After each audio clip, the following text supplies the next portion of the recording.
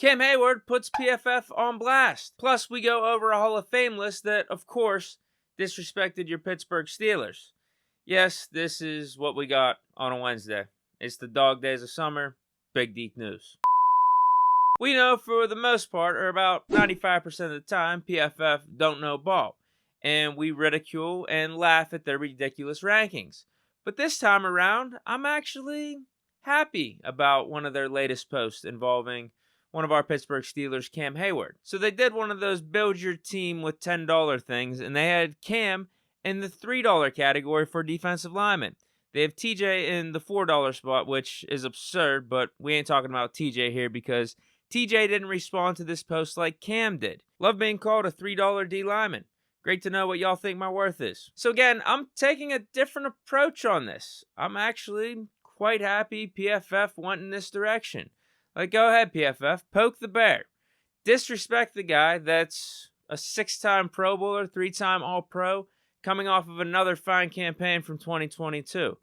Go ahead. Add fuel to the fire to the guy who is going to be the unquestioned leader on this presumably top 5 Steelers defense. I love it. Like, this is exactly what we want. Just when you start wondering if we're getting close to the end of the road for Cam, you get reactions like this from him that pop up.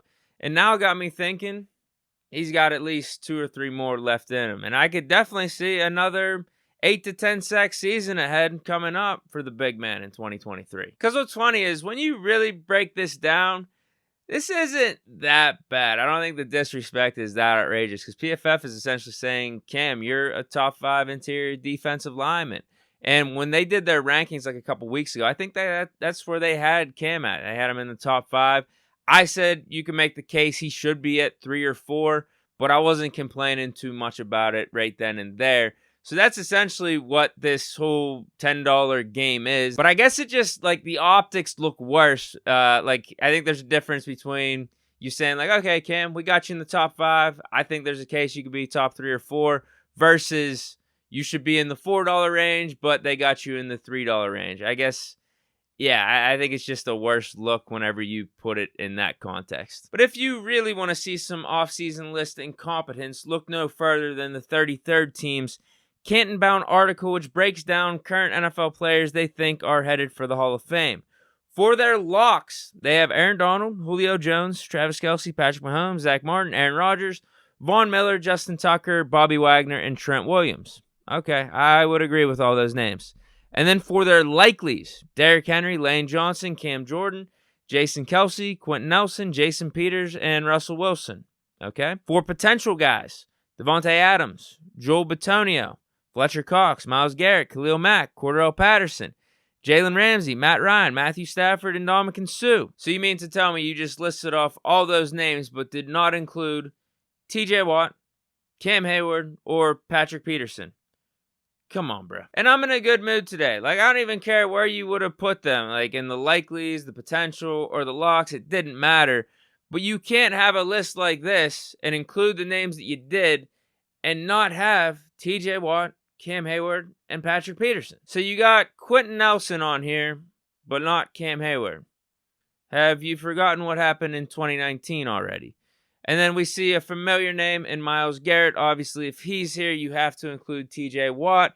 And for that matter, TJ Watt should be ranked higher than Myles Garrett because we've gone over the numbers how many goddamn times. And the fact that TJ has a DPOY, Myles Garrett does not.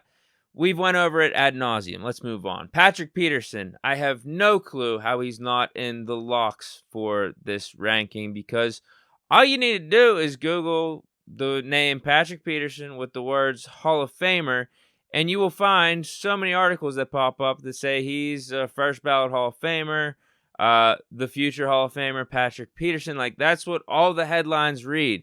So I don't know how people are getting paid to make articles like this. I swear to God, at this point, it's just being done on purpose to get Steeler fans pissed off because, wow, this is bad. The tip of the iceberg for me, though, is having Cordell Patterson on here, too. I know he doesn't play the same position as the 3 Steelers that we're talking about, but damn, I would say if you're going to throw him in there, I'd take Minkah Fitzpatrick over Cordell Patterson, even though Minka's only been in the league for 5 years. He's got, 3 3 All-Pros and 3 Pro Bowls already and being thrown in the mix for depoys in the seasons he's had here. Like, this is bad. But that's it for this edition of Big Deke News on a Wednesday. I hope you guys enjoyed your 4th of July. I hope you guys enjoy the rest of your day. Stay chilling, and peace.